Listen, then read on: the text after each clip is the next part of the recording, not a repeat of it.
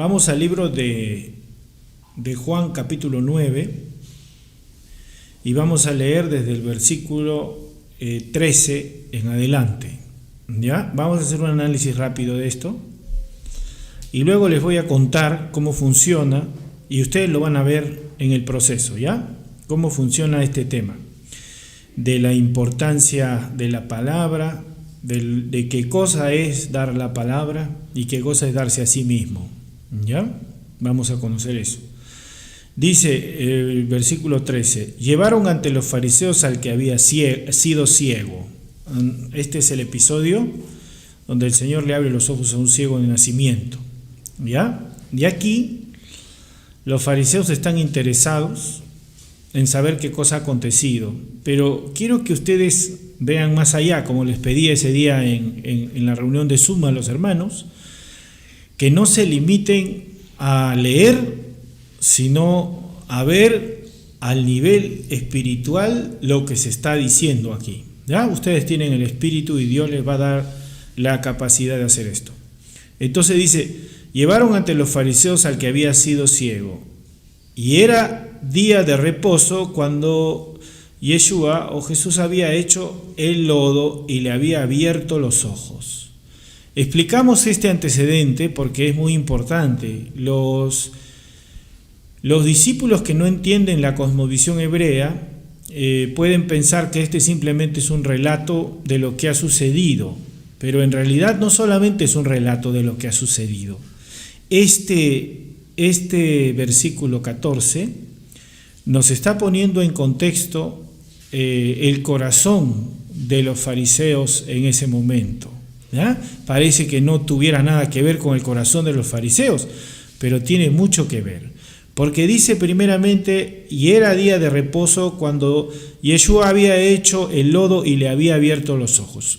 ¿Qué tiene que ver el corazón de los fariseos aquí? Mucho. Porque para los fariseos de esa época, los que eran, digamos así, maestros de la palabra, maestros de la ley, el hecho de hacer barro era trabajo. Y como Jesús había trabajado haciendo barro, entonces había pecado contra Dios. ¿Ya? Este es el primer obstáculo que hay en el corazón de los fariseos para entender lo que ha sucedido verdaderamente. ¿Ya?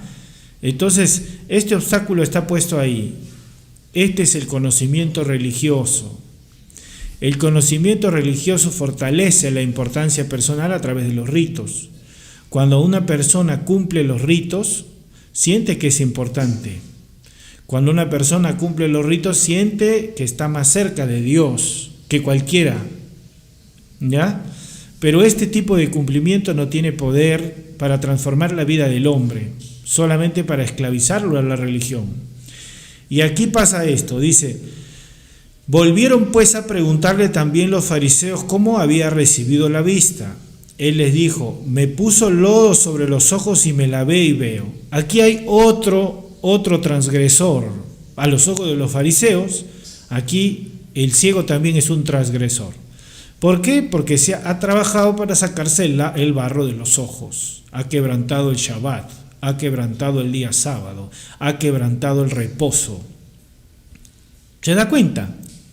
Entonces aquí los fariseos, cuando están interrogando, ellos están interrogando para establecer sus juicios, para establecer que ellos tienen razón, para establecer el detalle de que aquí tanto Yeshua como el ciego o ex ciego son pecadores. Esto está establecido en sus juicios, en sus preguntas. Y usted tiene que comprender lo que están preguntando, porque esa es la intención del corazón. Y entonces dice así: entonces algunos de los fariseos decían: ese hombre no procede de Dios porque no guarda el día de reposo. ¿Se da cuenta? Esta es la conclusión. La conclusión es: este es el problema. Este hombre ha quebrantado el día de reposo. ¿Pero por qué ha quebrantado el día de reposo? Dirán ustedes: porque ha hecho barro. cuando uno no entiende la cosmovisión de ese tiempo hebrea y de este tiempo también. El barro, el hacer barro es trabajar. Esto no está, por si acaso, ordenado así en la palabra. Este es el agregado que ha habido sobre la palabra, que nada más ha hecho que se forme o que se establezca con más dureza la religión, pero que el corazón se aparte cada vez más de Dios y de lo que Dios quiere. Otros decían, ¿cómo puede un hombre pecador hacer estas señales? Y había disensión entre ellos. Este es el tema. Si el Mesías, si en este caso Yeshua, es pecador, ¿cómo puede, y ha quebrantado el sábado, cómo puede haberle devuelto la vista al ciego? Esto no puede ser del enemigo. Entonces esto rompe toda la lógica de la religión. Rompe toda la lógica de la religión. Esto es como algunos que dicen, pero ¿cómo puede tener gozo si ese hermano no ayuna? ¿Se da cuenta? ¿Cómo puede estar feliz? ¿Cómo puede estar feliz si en este mundo sufrimos? ¿Cómo es posible? ¿Se da cuenta? No comprende, no entiende, porque la religión no le deja ver. Pero si este hermano no ora todos los días, largas horas, y no hace ayuno, ni hace padecimientos, ni hace vigilias, ¿cómo puede estar feliz? ¿Cómo puede tener gozo? La religión aleja el corazón de Dios, de la verdad. Pero en lo concreto es que el hecho en sí aquí se ha producido. El hecho que se ha producido aquí es que efectivamente el ciego ve. ¿Ya? Y la pregunta es válida. Dice, ¿cómo puede un hombre pecador hacer estas señales? Es una pregunta válida de los que están dudando entre los fariseos. Dice, y había disensión entre ellos, significa que no todos estaban de acuerdo. Entonces volvieron a decirle al ciego, ¿qué dices tú del que te abrió los ojos? Mire lo que pregunta. Ahí parece que estuviese preguntando a los fariseos, ahí le estuvieran preguntando, oye, ¿qué dices tú de Yeshua? ¿No? ¿Qué dices tú de Jesús? Pero en realidad no quieren esa respuesta. Ellos quieren que el ciego diga que no fue Jesús, que fue Dios. ¿Ya? No fue Jesús, fue Dios el que te abrió los ojos. Por eso dices, ¿qué dices tú del que te abrió los ojos? Y él le dice que es profeta, les contesta, él le habla de Jesús.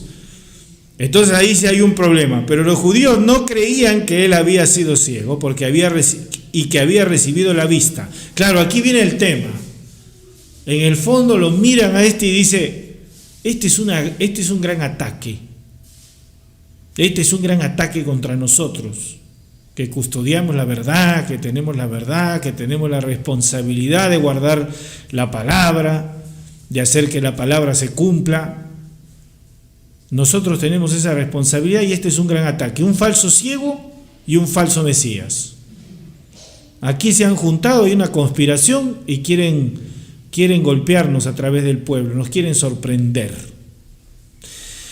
Pero los judíos que no creían que él había sido ciego, que había recibido la vista, no creían que él había sido ciego y que había recibido la vista, hasta que llamaron a los padres del que había recibido la vista y les preguntaron diciendo, ¿es este vuestro hijo el que vosotros decís nació ciego? ¿Cómo pues ve ahora? Acá es interesante, porque otra vez la respuesta es una trampa. La pregunta es, ¿cómo pues ve ahora?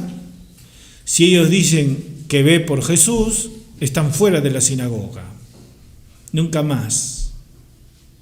Y tampoco pueden decir en ese momento que fue solamente Dios, porque en este caso ellos estarían negando el hecho de que Jesús participó.